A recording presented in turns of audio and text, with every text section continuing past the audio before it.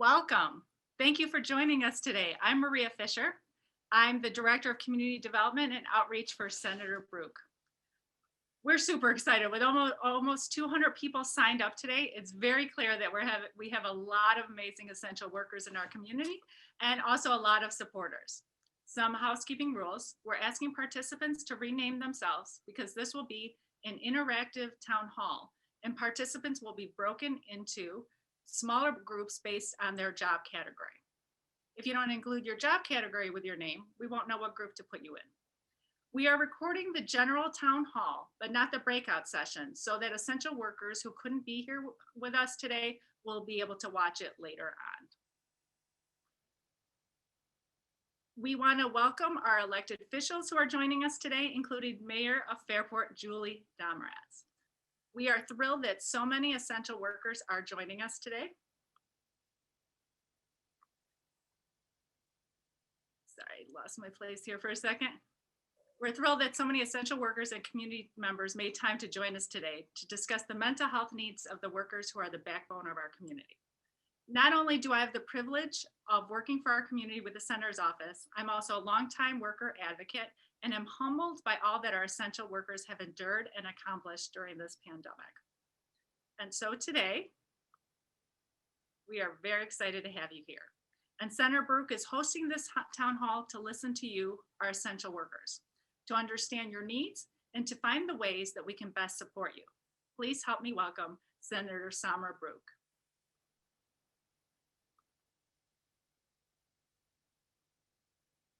Senator Brouk.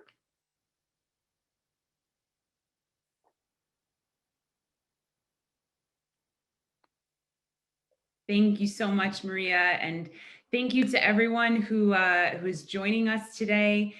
This was quite a team effort. Anyone who watched us over the past year knows our team loves a good town hall. It's such an amazing time to highlight and really bring to the surface issues that some of us might not think about on a daily basis. But also, this is a really amazing opportunity that we can actually start creating solutions for some of our essential workers. I have such a deep appreciation for all workers in our community, and I think we've all watched in awe as our essential workers have kept our community going while we battled really one of the most devastating health crises we've witnessed in our lifetime, certainly in my lifetime. In our community, we see nurses, social workers, nursing home and group home staff working 24, 36 hours in a row, doing physically and emotionally exhausting work to support our most vulnerable neighbors. We see teachers who one day were hugging their students and now are meant to see everyone through a screen, and some of them teaching their own children at home while also trying to teach our students. And as the daughter of a teacher, I know how difficult it can be to not have that person-to-person interaction, to be able to touch and talk to and hug the kids in our lives. And we've got factory workers who are creating essential goods, concerned for their jobs and the impact of the struggling economy while going to work every day, nervous for their own safety. You know, the impact of COVID has really been profound on all of us. And the fact that our essential workers have continued to provide support and services through all of it is really nothing short of heroic. And I am proud to be not only the state senator for the 55th district here in our region, but also the chair of the Senate Mental Health Committee. And I care deeply about these stressors that are impacting us and that are impacting many of our workers. Stress that this pandemic has exacerbated. And I will work tirelessly to ensure this community has the support systems and resources that it needs to meet these mental health needs. In addition to that, I also sit on the Senate Health Committee. And so both through that committee and in partnership with the Monroe County COVID Task Force, I'm also fighting to address one of the biggest stressors our workers are facing today, which is access to the COVID-19 vaccine and finally feeling safe again. So with that, I want to again thank all of our panelists and facilitators who have joined us, and not just joined us today, but this has been such a labor and a labor of love for so many of you on this call to get to this point and be able to provide this service and this moment and this space for our essential workers. So I want to thank all of you. I want to thank our essential workers and frontline workers for everything that you have done. We see you and we appreciate you. But I am here to listen today. I'm here to support. And so I will hand it back to Maria so that we can get started and hear from all of you. Thank you so much. Thank you, Senator. During this town hall, we will hear from our expert panelists first and then break into facilitated groups where we will have the opportunity to share with each other. Our panelists are Heather Newton, who's the Executive Director at NAMI Rochester and a thought leader for the mental health revolution. Heather oversees the Monroe County Suicide Prevention Coalition and serves as the Mental Health Committee Chair on the Monroe County Community Services Board.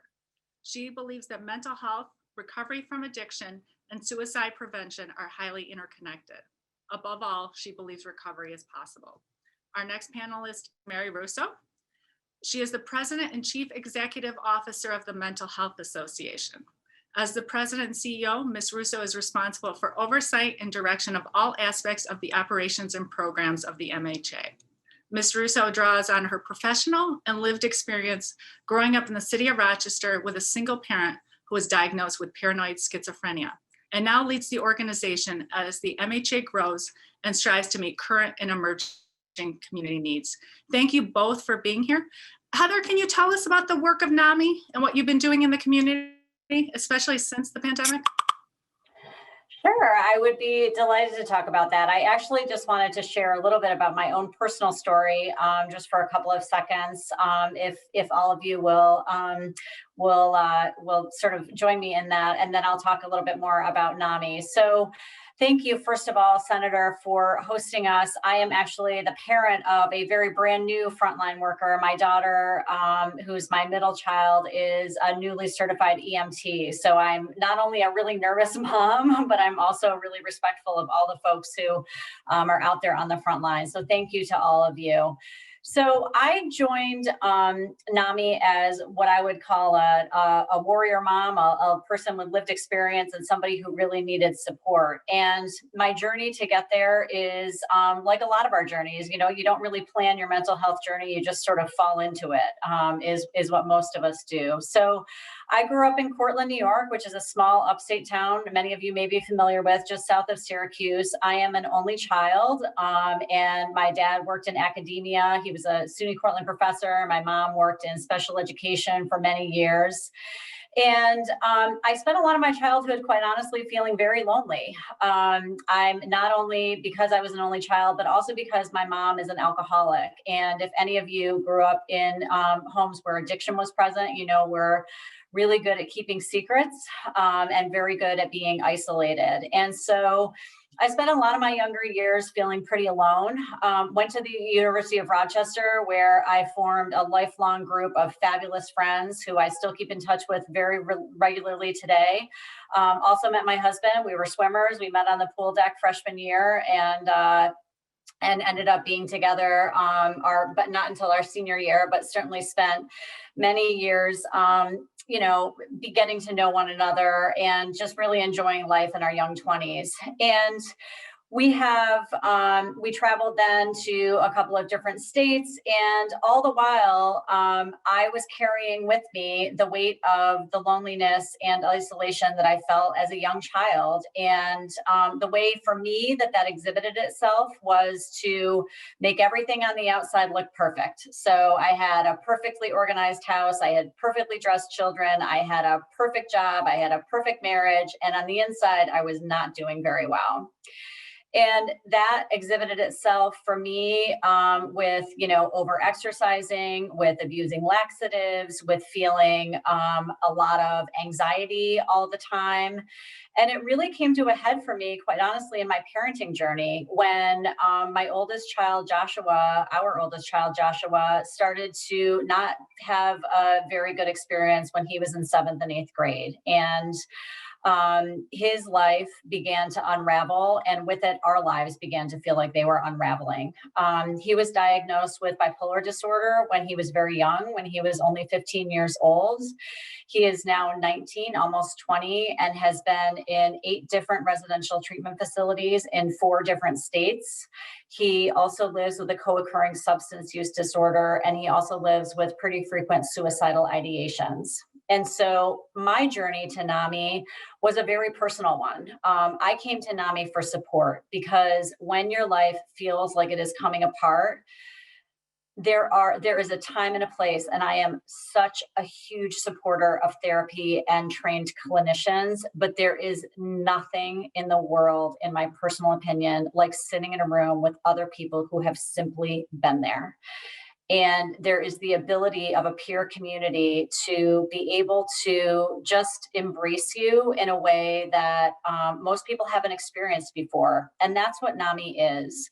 So NAMI as an organization began as actually about 40 years ago as a group of moms sitting around a kitchen table who were really concerned about their adult children who were being released from state psychiatric facilities. They had no idea how they were going to take care of their adult children out in the outside world without community supports. And so they started this organization. NAMI stands for National Alliance on Mental Illness. And it really is, to this day, even though we are the nation's largest advocacy organization for mental illness, we are also very grassroots in terms of our approachability and the way that we operate our groups and classes and so forth. So again, we started out as a very small organization, group of moms around a kitchen table, and we've now grown to really be a force within the community, leading this mental health revolution. We have an education team that provides a lot of various supports for our community and also for not only for families, but also for peers. So I want to run quickly through some of those programs. And of course, I'm always available for conversation afterward. But from an education standpoint, we have relationships with 40 schools within the Monroe County area. And we have a program where we go into schools, we bring a young adult with us, so somebody who can really relate to kids, and we talk about things like, how do I know if my friend is really struggling? How do I know am I telling on that friend if I go to an adult? Or how do I know when it really is time to reach out for other supports?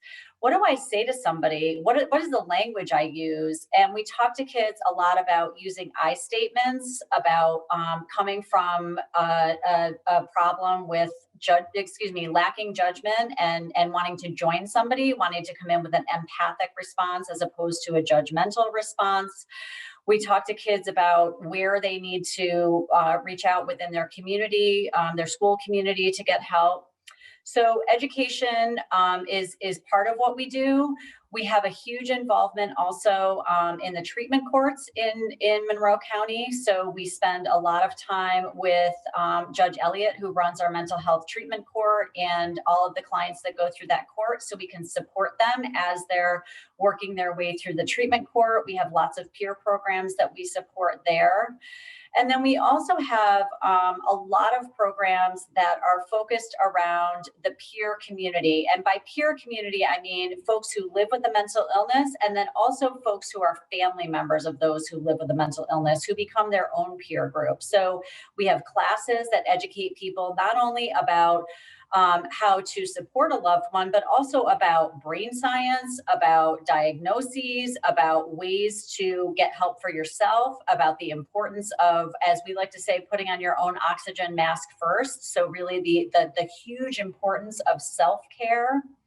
And then the other programs I am really proud of that we've launched very recently are around workplace wellness. And that's something that I know as essential workers is very top of mind for, I think, everybody these days, right? We're clearly in the middle of a time period, as the senator pointed out, where We are all, this is new for everybody, right? We've never been in the middle of a global pandemic before. And so we are all feeling anxious. We are all, we're in a different place than we were in March because we really had no idea where anything was going. We still don't know where things are going. And now we're facing this new, what people are calling new normal, but a new phase of the COVID, we're heading into, I guess what I would say, a new phase of opening. And one of the concerns that I have is the continued self-care, and I would say the increased self-care that we are all going to need, particularly with frontline workers. And one of the things we know in mental health is that a lot of times when you're going through a really difficult time, and I think that probably most of you can relate to this, it's very easy when things feel traumatic or when you feel like you really need to kind of hold your breath and get through something, that when your body has time to relax. What often used to happen to me when my kids were younger is I would kind of get through the holidays, and then right after the holidays, I would get sick, right? I would get a terrible cold. And that is akin to what we in the mental health world are pretty concerned about with COVID, because we've gone through this very, very stressful period. And as things begin to open up, I think some people are feeling like, whew, we're going to be able to exhale. And then others, particularly you who have been on the front lines and who are really under a lot of stress, all of those stressors will still be there, right? We'll still have families to raise. We'll still have jobs to go to. We'll still have parents to take care of. We'll still have, we'll still get colds and the sniffles. And so that is where this program that we've just launched called Working Minds can really come into, I hope, support lots of your different places of work. And it is all centered around not only the importance of taking care of ourselves, but also helping our coworkers and learning how to approach our coworkers and express to them that in essence, it's okay not to be okay, that there are resources and that we are all in this together. And so that's a program that, again, I don't want to go into great detail, but I would love to talk to folks about more if they're interested, because I think that workplace is going to be a place where we could all really use some help in terms of mental health support. So I'll stop there. I want to give Mary an opportunity to chat as well. And then, of course, I'm here and delighted to answer any questions, and really eager, quite honestly, to hear about the conversations that all of you will have in the breakout groups, because I think that they'll be really revealing in terms of what's on all of your minds. So thank you for having me. Thank you, Heather. And Mary, can you talk about the Mental Health Association? Yes, thank you again for having me here today. Such an important topic, as Heather eloquently spoke about earlier, about self-care and our essential workers especially. And make no mistake, mental health workers are part of that essential workforce. We actually have a sign outside of our office here that says heroes work here.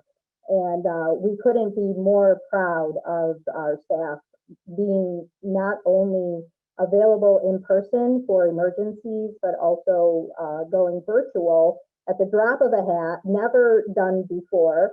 Again, just being available, being there to really support our community has been wonderful. It was such a pleasure to hear Heather's story. And the reason that MHA is so special is because we believe that our power is our stories. As Heather eloquently talked about the peer movement, and again, people who tend to live with a diagnosis or know someone who has a diagnosis. Her story kind of touched my heart a little bit, as your intro indicated. I had a parent who had paranoid schizophrenia and was diagnosed when I was very young. And so at that point, I learned very early that there was something special about my family. Didn't know much more than that, but very much knew that it was different. So part of MHA is really understanding that we celebrate our differences. We ensure that people understand that not only if you have a mental illness or live with someone who has a mental illness, but in reality, it really does make you a special individual. And we truly believe that that special piece of who you are is what brings you to be able to do the work that we do here every day, which is really allow people to come together without judgment, without stigma, and really understand the nuances of life, really understanding what it means to have anxiety. One of the programs that we do offer is our COVID program. So people who have been diagnosed with COVID or was fearful of getting COVID, having the isolation aspect of COVID, we did design a support group, so we do have that available. On our website, when you first come to mharochester.org, there is a splash page that gives some helpful resources, and some of that is our COVID resources. And there is an 800 number that you can call 24/7, and that number is 800-985-5990. So you can call that number anytime to talk about your fears, your anxiety, if you've been recently diagnosed with COVID, and really just gives you an avenue to be able to talk about what is bothering you with this pandemic. And it could be anything from, again, that fear of isolation or not being able to see your family, or any kind of anxiety creating items. In addition to the COVID resources, we've also been trying to ensure connectivity. That is our biggest message to media outlets: connect, connect, connect. If you're a student, connect not only to your teacher, but to your peers, to your fellow students. Make sure that you're getting outside and waving to your neighbors, even if you can't go there and give them the hug or the face-to-face time. Really just being out there and getting socialization is the biggest benefit that you can do for yourself with self-care. Feeling loved. Again, coming to a group that's non-judgmental gives you that sense of belonging and that ability of being valued as an individual. So we do have a number of programs that we offer that allow people to connect, that allow people to belong to a group. And there are so many different programs that we offer. We offer things such as self-care to wellness. We offer coping in the new normal. Heather just talked about what that looks like, and she's absolutely correct. We are now in a new normal, and even with the vaccines and getting back to former normal, I don't think it'll ever be the same. I think that there will be working through some fears and some anxieties as we cope with what we are dealing with the pandemic.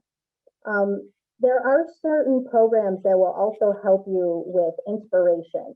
And part of that is the attitude of gratitude.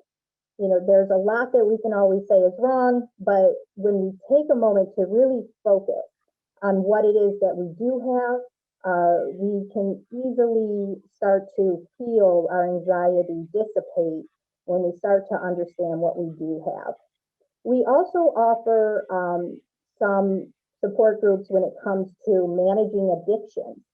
So there's been quite a few studies out there that there's been a rise with alcoholism and drugs, really as a coping mechanism. And there's, again, no judgment on that. People tend to do what they feel is necessary to get through the day. So we do offer a support group with that to be able to manage your addiction and really just talk about perhaps what that addiction is, or how successful you were in managing it, or perhaps needing a little more support and able to do that. So another program that I do want to also talk about, because I think it's very important in our community, is the LGBTQ group. So again, feeling belonged and feeling like you're different and is very difficult to some people's self-esteem. And we do offer a program, a class for self-esteem as well. But the point that I'm making is that we do need to find a way to feel right with ourselves. And there are a whole host of resources out there in our community. We're lucky to have all of these resources in our community of Rochester. And I know that Heather did touch a little bit about suicide prevention. And that is another piece that I just want to end on because I do believe that it is so important. So there's another 800 number that I want to give out, which is 800-273-8255, or you can text MHA at number 741-741.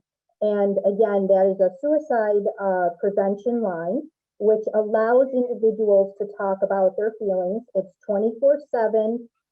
It is not local. This is a national number. There are local resources as well. Obviously, NAMI is a resource, MHA is a resource, 211 is a resource, but this particular resource is national, and it is staffed 24/7. So I do hope that your viewers here today will take nothing else away other than you're not alone. There are plenty of resources here in Rochester, New York, and we are excited to be able to be part of your life. Thank you. Thank you, Heather and Mary. We're going to be putting all those resources into the chat today. So if you didn't get to write those down, that's okay. So thank you. In a few minutes, we'll be breaking into our small discussion groups led by our awesome volunteer facilitators. We want to welcome our facilitators today. Let me introduce them to you, and you can wave as I say your name. Lisa Abraham is a psychologist for persons with developmental disabilities and a local leader with PEF, the Public Employees Federation, which is a statewide union representing state workers whose jobs are professional, scientific, or technical. Kendall Bell is a 26-year union member, currently working as a staff representative for the IUE CWA Communications Workers, and second vice president of the Rochester chapter of the Coalition of Black Trade Unionists. Linda Donahue is recently retired labor educator with Cornell University's Labor Relations School and serves on the executive board of Pride at Work. Julie Garrett works for Monroe County and is a steward with the Federation of Social Workers and is the president of Next Up Rochester, a younger member worker advocacy group.